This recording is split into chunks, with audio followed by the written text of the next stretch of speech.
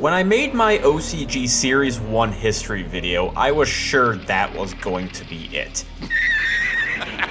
It was a huge undertaking because initially it was going to be 2 small videos, one on Volume 1 and one at the end of 1999. Then the script became the entire Series 1 in a fairly quick summary. It then evolved into the deep dive it is today, and clearly so did this script too. After that, it turned out that everyone really liked not only that entry, but all my other OCG content as well. After much pondering, I've decided to tackle the OCG Series 2 before I move on to the GX era and beyond. Like my Series 1 video, I will be referring to the cards by their TCG name for consistency's sake. And I'm like, in America! If you all enjoyed this one as much as the others, then perhaps I'll continue on with the finale of a possible OCG trilogy with Series 3. Patreon goal maybe? So you're telling me there's a chance? Series 1 was the most important time in Yu-Gi-Oh's history. Not only did it kick off the card game, but it slowly introduced mechanics like tribute summoning and the number of magic and traps you can use in a turn. Throughout the span of a year, it released cards ranging from Furious Sea King to DD Warrior, looking like a whole different beast at the end when compared to the first set, Volume 1. From the TCG history I've tackled already, the span of a year can mean a big change in not only meta, but how the game looks from a card-by-card standpoint. So what on earth did Series 2 accomplish, given the game now has its footing? After all, naming this Series 2 implies a new beginning, doesn't it? Before any set, to start anew, a limited list was officially formed on April 1st, 2000. While the Tokyo Dome tournament introduced a minimal limited list from July through August 1999 with Raigeki, Dark Hole, and Trap Hole all at one copy, the Series 2 list was the first to have a more fleshed out list to combat the ever-expanding card pool. This was to help even out the battlefield for all players. Limited was all Exodia pieces, My cards! Change of Heart, Dark Hole, Last Will, Pot of Greed, Raigeki, and Mirror Force. And introducing semi-limited cards with 2 copies per deck was Graceful Charity, Harpy's Feather Duster, and Monster Reborn. This list severely damaged the top-tier Exodia deck, making it a poor imitation of itself for months.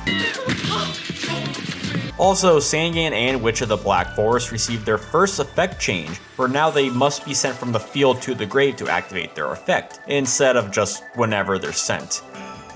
You serious? This also made Graceful Charity not as broken, but still a great card. Arriving only 2 days after the premiere of Yu-Gi-Oh! Duel Monsters anime, Series 2's premiere set was Magic Ruler, released on April 20th, 2000. Now remember, the OCG tended to have more sets in total, but they featured less cards. So while Magic Ruler shares the same name as its TCG counterpart, it does not include the same amount of cards, with the OCG version only including 50 in the base set, compared to TCG's 104. It still introduces many card types the set is known for, like quick play and continuous magic cards. Keep in mind that while rituals already existed in the game, Magic Ruler is the first core set to include them, although you'd have to obtain Black Illusion Ritual from the promotional book released that same day. There are many powerful cards like Painful Choice, Mystical Space Typhoon, and Snatch Steal. At the same time, tunes did not make their way into the game yet, still awaiting the following set. And thanks to the 3 Sacred Treasures now existing, a first turn advantage creates a dangerous precedent, but at least it hard counters a tough Exodia deck, and other fusion-based decks, or any general combo decks. What this premiere set also did was adjust monster cards. What did you do to my monster card? Now the card effect box has been stretched out to fit more text. This won't be the last time the OCG changes the monster card layout. In addition, magic and trap cards now include icons to identify what kind of magic or trap card it is. Now you don't need self-destruction text for cards like Trap Hole. Hard to think Konami took this long to add an icon to differentiate subtypes. Perhaps one day they'll even add icons for piercing damage, direct attacking, and other effects like that. This was also the same time the new expert rules were established, which added new rules such as maximum hand size, the deck out rule, first turn drawing, side deck limit, and lack of self-destruction text as I just mentioned. Also introduced were chaining and spell speed, which for those who don't know what they are, I've been looking forward to this. in the shortest of explanations, they make sense of multiple card activation and resolution. While Series 1 had a lot of equipment beat decks, the injection of effect monsters soon took its place. But when Magic Ruler came out, it brought back equips in the form of Axe of Despair and Maha Vilo. Despair gives a whopping 1000 attack with no downsides. It's over. 1,000. Now your Witch of the Black Forest can attack over a Gemini Elf or even Dark Elf. Equipping Maha Vilo with Axe now gets you a monster that can even attack over a Blue Eyes. And that's just with one equip magic. It should be said that this deck still wouldn't regain its footing of its previous footprint. Then there is no pleasing you. May would only include a revision to the limited list, now including at 1, Harpy's Feather Duster, and at 2, Snatch Steal. Keep in mind that Heavy Storm was still at 3 and the 3 Sacred Treasures left unscathed. Except you stay. To July 13th, 2000 is when the next set, Pharaoh's Servant, was released. This set shares name only with its American counterpart. That set would be comprised of 2 completely different sets. OCG's release would be the companion set to the familiar Magic Ruler. Now we get floaters, tune cards, and other rituals like Performance of Sword. Megamorph would be a big card here, as not only is it a bit more balanced than Axe of Despair, it works alongside Solemn Judgment and also Cyberstein for a deadly deck with a Blue Eyes Ultimate Dragon OTK. Since Ultimate was widely released in Premium Pack 3 on August 10th, the combo with Stein, Ultimate, and Megamorph to increase Ultimate's attack to 9,000, it created another one-turn kill apart from Exodia. What, 9,000? I should also point out that besides the different or unaltered art that OCG abundantly has, Toon World is an interesting card here. Its original effect is actually quite different from when it first released. I've talked about before how some OCG card effects were a bit different, like how Sandgang could be activated when discarded from the hand, but Toon World in this case is very different. Normally its effect is that you pay 1000 life points to activate it, and that's it. Originally, the text said, pay 1000 life points when played. In addition, if you do not pay 500 life points during each of your standby phases, this card will be destroyed.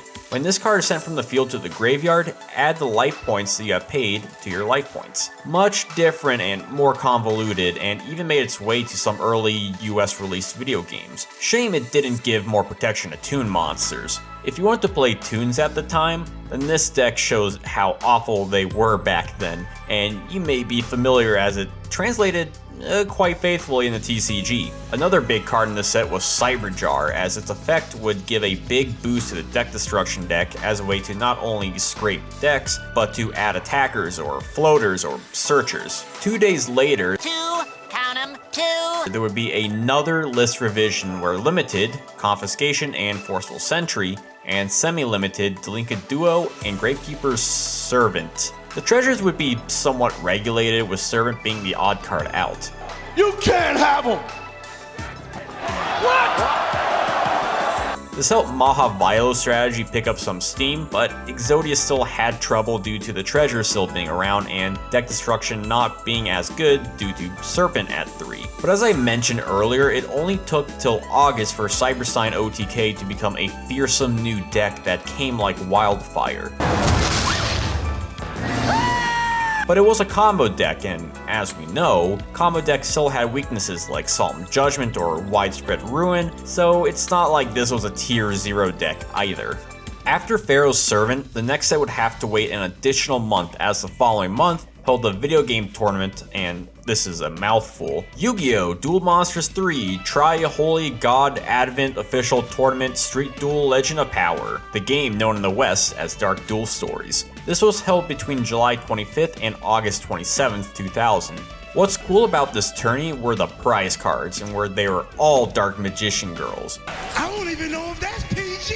Duelists from 7th to 2nd place would receive a rare copy, while winners would receive a secret rare copy, with many other copies given away otherwise from either lottery or to employees. There was also an alternate art DMG prize card that was shown with a slightly different effect, where she gained 200 attack for her effect instead of the normal 300. From what I can tell, this was only a promotional placeholder, and this version was never actually printed, which is a shame because that art is amazing. DMG wouldn't become publicly available until Premium Pack 4 in January of the following year. During this time on August 15th, Megamorph would receive a limited spot, which would definitely hurt the OTK deck. Also during the video game tourney was the first international Yu-Gi-Oh tournament on August 20th, 2000. This was the Yu-Gi-Oh Asia Championship 2000.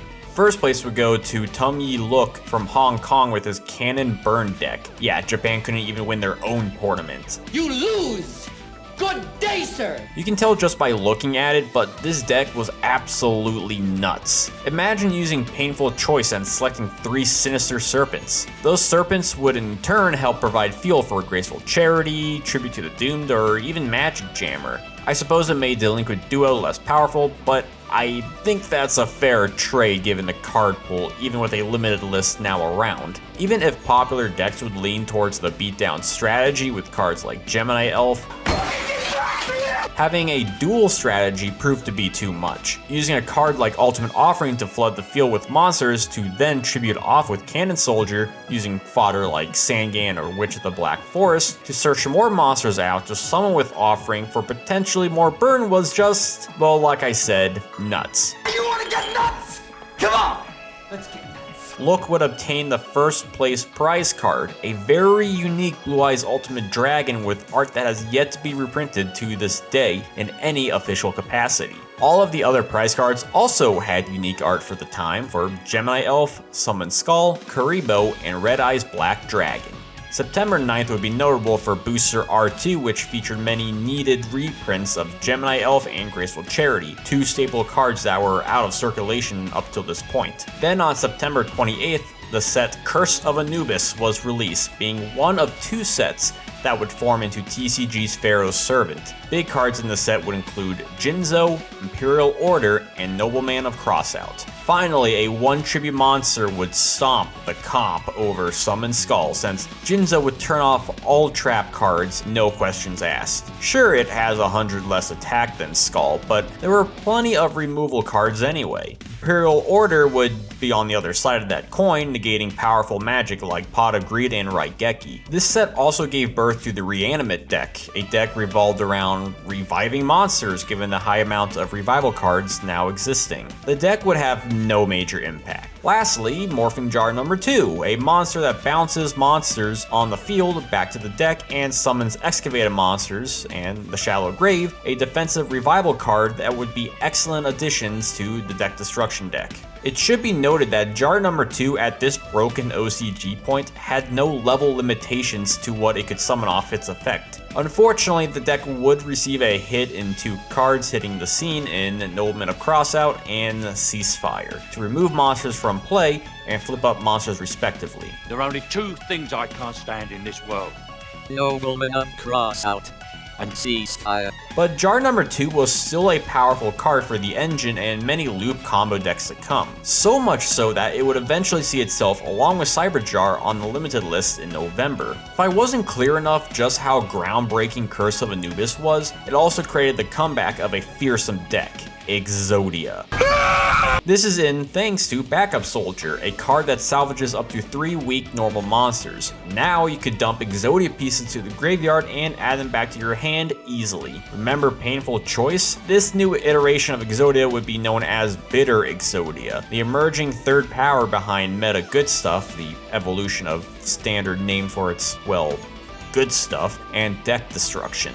November would be another new limited list in limiting Morphing Jar number 2, Sinister Serpent, Cyber Jar, Janjo, Snatch Steel, Monster Reborn, and Swords of Revealing Light. Semi-limited now are Heavy Storm and Imperial Order. This definitely hurt deck destruction, but in a balanced way. It didn't really affect good stuff, seeing as Witch could just search out Janjo anyway. The Serpent and Choice combo would be no more, however. Cannon Burn decks would continue its downhill spiral. Surprisingly, Bitter Exodia came out unscathed. Also this month had the EXR starter box that added 2 new cards, Soul Exchange and Card Destruction. The latter would be perfect fuel for deck destruction to rise up as the best deck once again, as well as the card being a counter to Bitter Exodia. Good stuff would try out Soul Exchange with minimal effect.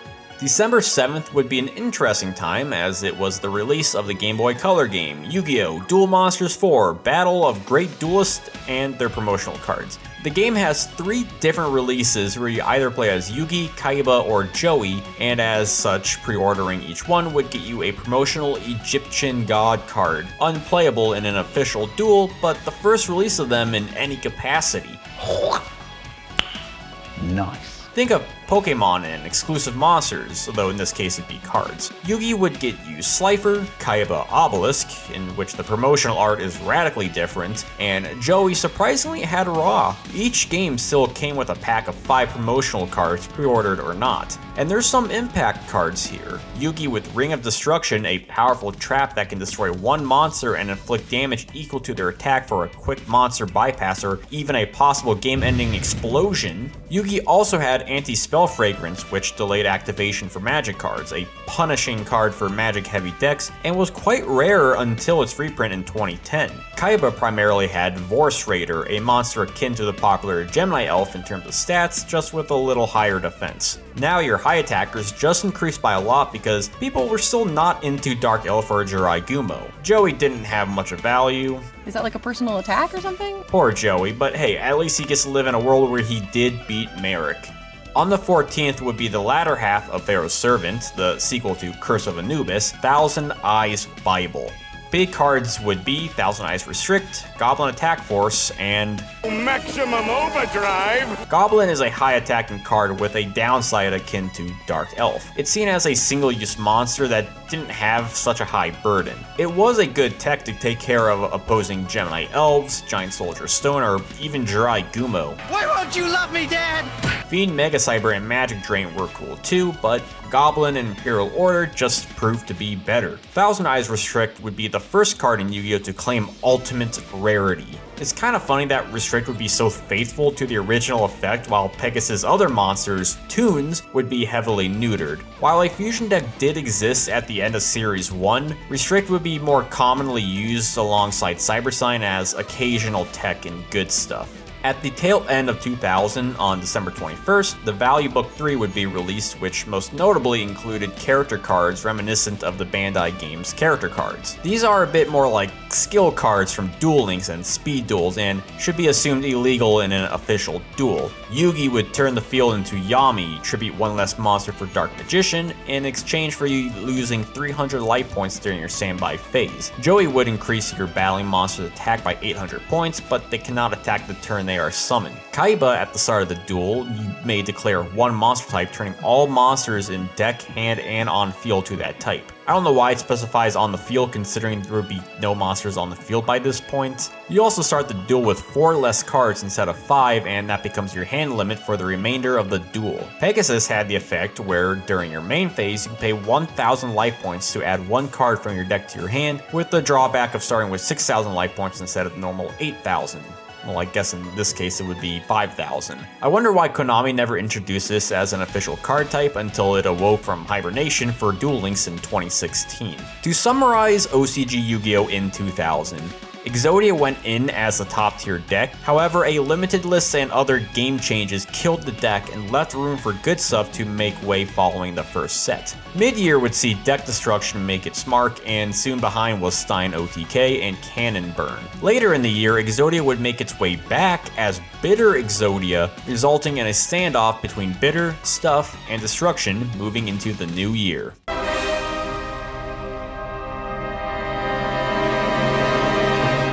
The first event in 2001 Yu-Gi-Oh! Was a new limited list. Now limited, Painful Choice, Limited Removal, Imperial Order, Ceasefire, Backup Soldier, Magic Cylinder, and Call of the Haunted. Semi-limited, Sangan, Witch, Swords, Riryoku, Nobleman, Last Will, and Ring. Gravekeeper Servant would now be off the list, understandably. Choice, Backup, and Call would all be direct hits to Bitter Exodia, even if it didn't kill the deck like it did to Classic Exodia a year prior, only knocking it down a peg from its top tier brethren. Limiter and Riryoku were the odd choices here with no real explanation, most likely Konami worrying about how these cards could possibly be used in the future.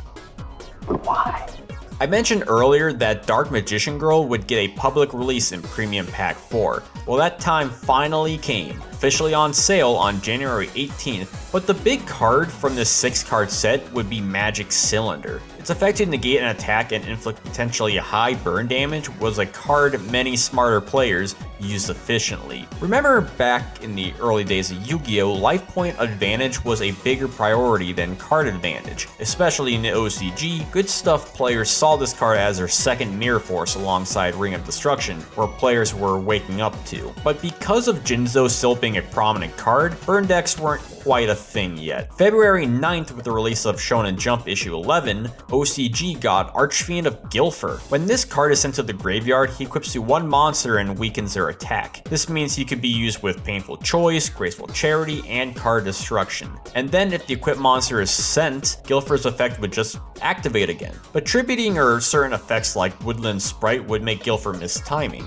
This may be the earliest instance of this confusing rule. At the same time, however, combining the effects of Gilfer and Gearfried also made an infinite loop that never went anywhere. But this didn't stop from the creation of a Gilfer OTK. Of course, because of missed timing, this deck was only ever used at local events where players didn't know any better. It would be a while for the next set, but the year did have the second national tournament on March 1st, in which the 3 prize cards would be very unique combinations of the winners and monsters, taking Sagi the Dark Clown, Skull Knight, and Mountain Warrior, and mixing them into Masahiro the Dark Clown, first place, Yasushi the Skull Knight, second place, and Tomohiro the Mountain Warrior, third place. Unfortunately, I am unable to find any information regarding this tournament otherwise, and even the cards themselves were stated to be fake by Konami and previous Upper Deck employee Kevin Tewart on a Pojo post in 2005, although an OCG ban list for the 2010 World Championship had them listed on it, making the cards recognized as existing in some official capacity.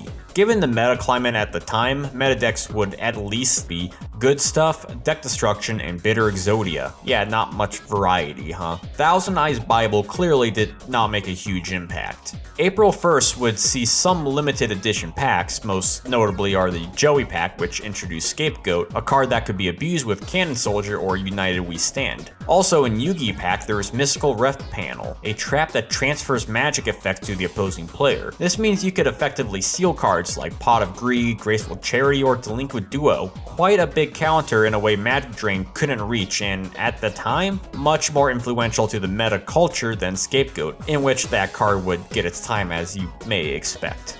Following would be the first half of TCG's Labyrinth of Nightmare, which is the set Spell of Mask on April 19th, 2001. Spell of Mask would actually become a speed duel card of the same name almost 2 decades later. It was at this point that cards like United We Stand, Mage Power, Offerings to the Doomed, Card Safe Return, and Torrential Tribute would become available. The 2 equips would be a decent boost to the popular Maha Vilo deck. Safe Return would be a key card in rejuvenating Exodia in a new incarnation. Thanks to the powerful draw engine, we now have Treasure Exodia based on the OCG name for Safe Return, Survival Treasure card. You would dump monsters in the grave and revive them to draw a card, hopefully into your Exodia pieces. A solid new deck, if not as good as Series 1 Exodia. Another deck that popped up because of Safe Return as what we might know as Fire Princess Burn, or in the OCG naming, Treasure Card Big Bang.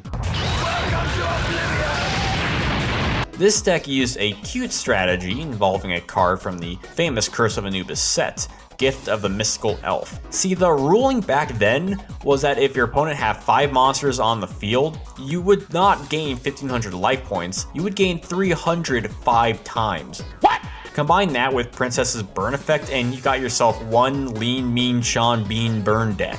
It would not be able to break into the top tier meta. May 28th would be the time for a limited list update. Limited, United We Stand, Semi-Limited, Morphing Jar 2, and Backup Soldier. Unlimited, Last Will. Ruryoku is surprisingly still on there. Jar number 2 going back to 2 only help deck destruction, while Backup and Will not only help treasure Exodia, but treasure Big Bang too. Then would not be the following set, rather the very first structure deck, creatively named Structure Deck Yugi. This was released on June 28th, 2001. While introducing Swift Gaia and Obnoxious Celtic Guard, the deck would also feature key cards in Dark Magician Girl, Magician of Black Chaos, Cyber Jar, and Mirror Force. Comparing this to the TCG 2004 Yugi Evolution deck is like night and day. The OCG clearly had a different mentality when it came to reprints and deck lists, something that has been a sort of joke even to this day, where it's rare to see some of the great OCG reprints make their way into the TCG. For example, Black Chaos took about a year and a half into the OCG lifecycle to become an easily obtainable card in Premium Pack 3. On the other hand, the TCG first got this card in the latter half of 2007 in Premium Pack, about 5.5 years into the TCG's lifecycle. I think many were even surprised that the TCG finally got an affordable reprint of Infinite Permanence in the Cyber Dark Structure Deck, a 3-year-old card by 2021. After that, we got the aptly titled Labyrinth of Nightmare on July 21st. Big cards here would be Bazoo the Soul Eater, Zombira the Dark, and Destiny Board. Zombira would be a brother to Goblin Attack Force as the arguable best disadvantage attacker. Bazoo would be a monster that, using its effect, could beat over Janjo. So now you have 3 high power attackers that helped the more pure beatdown decks. Royal Command would actually be a big card in the OCG because, as you already know, one of the best decks lying around played plenty of flip effect monsters, and this card took good care of them by negating their effects. Command alone would be fatal poison to this meta deck. Spell of Mask would also include an ultimate rare Blue Eyes, with Labyrinth having the same rarity but for Dark Magician. This was also the birth of the Last Warrior deck, a fusion deck that was more of a fan favorite deck than anything meta defining. August 12th would be the Yu-Gi-Oh! Asia Championship 2001, which was won by a female duelist from Hong Kong using a Good Stuff deck. Unfortunately, I cannot obtain any other information about this event. September 6th would be the release of Yu-Gi-Oh! True Duel Monsters 2 Succeeded Memories, which included the promotional card Slate Warrior, a strong low-level monster that could get even stronger should you use its flip effect. It's like Gemini Elf with an effect. Although, given you had to buy a video game to obtain it, players still tended to lean towards Elf or Raider, although it was a decent choice to side in the mirror match. Almost a month later, on September 20th, was Struggle of Chaos, which you may have guessed is the first half of TCG's Legacy of Darkness. Look for Exiled Force, Reinforcement of the Army, and Ryu Senshi. Exile would make the largest impact since it can destroy one monster without any limiting condition like a Maneater Bug or Deity Warrior would have. They're easily searchable, especially with the new reinforcements of the army. Plus, they can revive to pop off their effect again and again. And thanks to Cyber Sign still being around, now you have Fiend Skull Dragon and Dark Balter in the fusion deck to contend with. Once again, after this set would be the release of Structure Deck Joey on October 25th. Similar to the Yugi deck that passed June, this deck would feature many cool cards not seen in the 2003 TCG Joey deck. If you got this deck, you'd get Janjo, as well as Rocket Warrior and Panther Warrior, 2 cards released right after GOAT format in the TCG, that otherwise would have been some really fun cards in that era. This deck also introduced Luminous Soldier and Command Knight.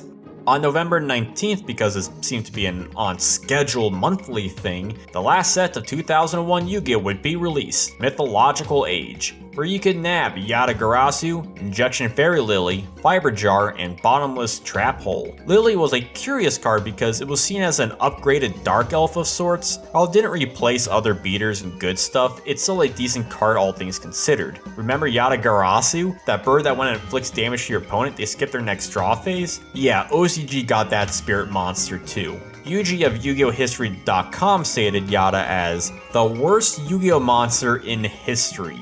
What makes Yu-Gi-Oh work from a versus standpoint is that each turn, the turn player gets to draw a card to gain a resource regardless of position. That is a balancing rule of the game. Yata is mechanically a scale tipper. At least this was true back then when every card didn't search 2 other cards and special summon in solitaire fashion. This is also unlike a card like Time Seal, in which you get a single use from it. And while Yata is inherently weak with only 200 attack points, when it strikes confidently and with precision. It's a spirit monster, meaning it returns to the hand at the end of your turn, protecting itself from Raigeki and Tribute to the Doomed. You can't even trap hole this thing.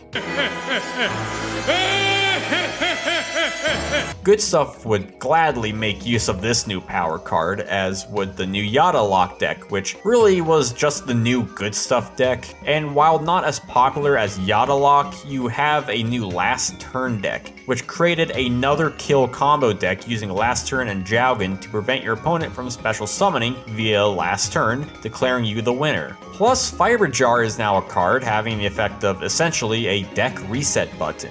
And if used on your turn, you now have an open field to play ball. Or it's used on your opponent's turn and they're left with 5 cards. It's almost as if they never had a draw phase, making your opponent lose 1 card in the process. At least while Yata turned the tides greatly, Fiber Jar could overrule the decision. One thing was certain, however. This truly was a legacy of darkness. On December 20th, Yu-Gi-Oh! Duel Monsters 6 Expert 2 came out with the promotional card Temple of the Kings, which lets you activate trap cards the turn you set them. The following day, as a V-Jump promo, the game also got Makiora the Destructor, whom when sent to the GY allows you to activate traps from your hand. Easy to do with cards like Choice, Charity, and Card D.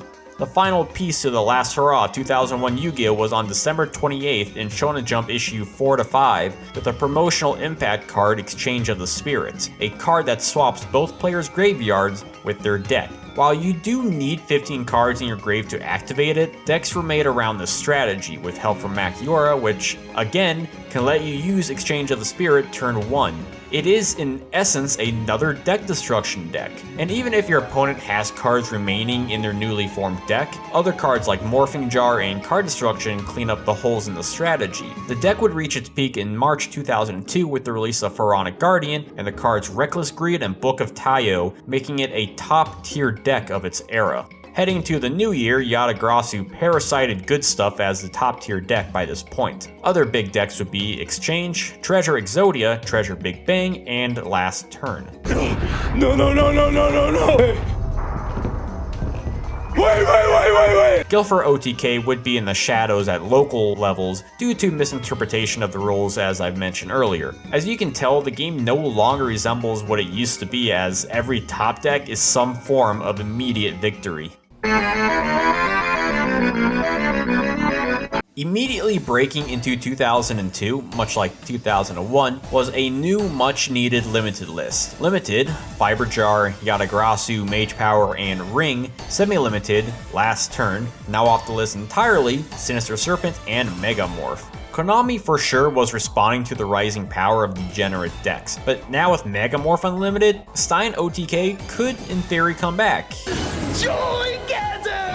If it wasn't for the current meta climate leaning in other decks' directions. But Exchange and Treasure card decks remained untouched. Perhaps in Exchange's case, it was because the deck was still very much new. As for the 2 Treasure card decks, I have no idea how they got away scot-free. However, it was around this time that Gift of the Mystical Elf received its new ruling, which dealt a critical blow to the deck's viability. Then Structure Deck Kaiba came out January 24th. It's kind of surprising that they made a Joey deck before Kaiba, apart from the EX box. What's absurd is, get this deck also included Cyberstein, Blue Eyes Ultimate Dragon, and Crush Card Virus. Holy crap. The OCG has forever been holding out on the US. Imagine a deck like this in, say, 2004 or even 2005 TCG. That would have been mind-blowing.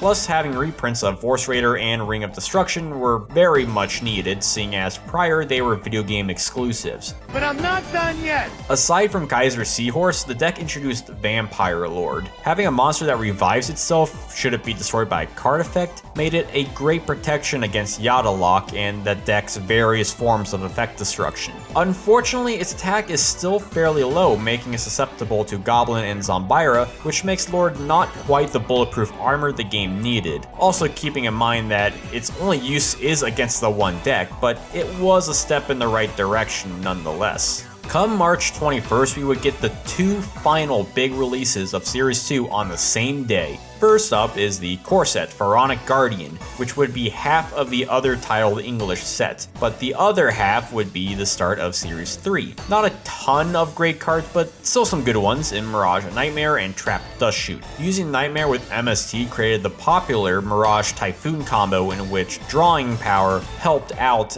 any and all combo decks.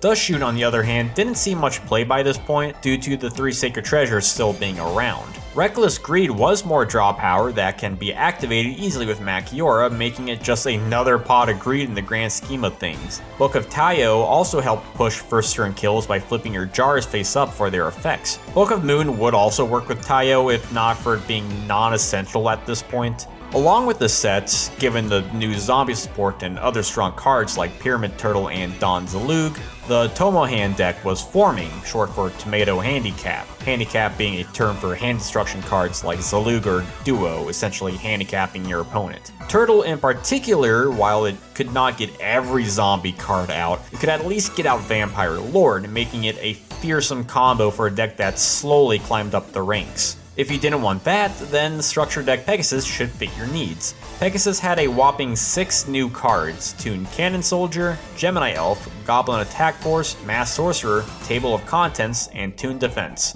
Plus it came with Thousand Eyes Restrict, Raigeki, and of course Parrot Dragon, making this a true Pegasus deck. And this isn't even mentioning all the other great cards from this deck. The TCG really should have at least got a Table of Contents. Throw me a frickin' bone here. The final limited list of Series 2 was on May 1st, and it hit 18 cards in total, showing just how wild the scene got by this time. Limited: Injection Fairy Lily, Witch, Machiora, Twin-Headed Behemoth, Exile Force, Slate Warrior, Morphing Jar, Duo, Heavy Storm, Card D, Upstart, Prima, Swords, Exchange, and Reckless. Listen, listen, listen, listen. Fuck up, fuck up, fuck up, fuck up. Semi-limited: Guardian Sphinx, Marauding Captain, and Rhoda. No cards were taken off. Exchange was clearly the primary target here, but other top decks like Treasure Exodia and Yata Lock were hurt as well. The Zombie Engine and in turn the Tomohan Control deck made bank with this new list, utilizing a now slower game state. As Yuji of Yu-Gi-Oh! said, "At least we are out of the situation where the game ends the moment we lose to rock, paper, scissors." It's almost ironic looking at many modern formats and how the game tends to make this inevitable loop now and again.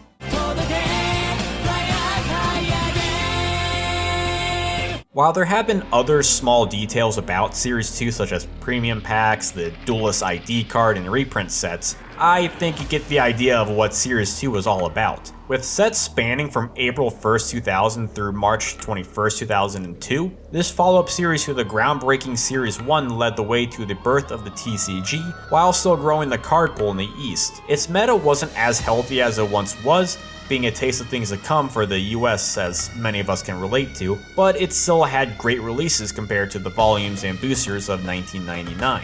Even from a structural standpoint, it introduced a true limited list, structure decks, and even spruced up monster card layouts a bit. 99 Yu-Gi-Oh! Was rocky in many ways, and yet it managed to survive not only that, but Y2K and Y2J as well. But this is not to say Series 2 wasn't without warning, as what started as a rather simple game soon turned to a completely out of balance erupting volcano of OTK decks. By the end, the dual environment endured scorched earth and came out of it alive, if only a bit bloated by the powerful card pool. It exchanged its spiritual 1999 roots for something a bit more chaotic, but something also that kept the game running for decades to come. I'd like to give a big credit to YugioHistory.com for chronicling many of the OCG history and meta, as well as Yugipedia and RoadToTheKing.com for additional resources. Hopefully you all found this entry interesting as the true precursor to TCG Yu-Gi-Oh! And another step into OCG Yu-Gi-Oh! Maybe I'll make this a trilogy and do Series 3 or even beyond. Only time will tell.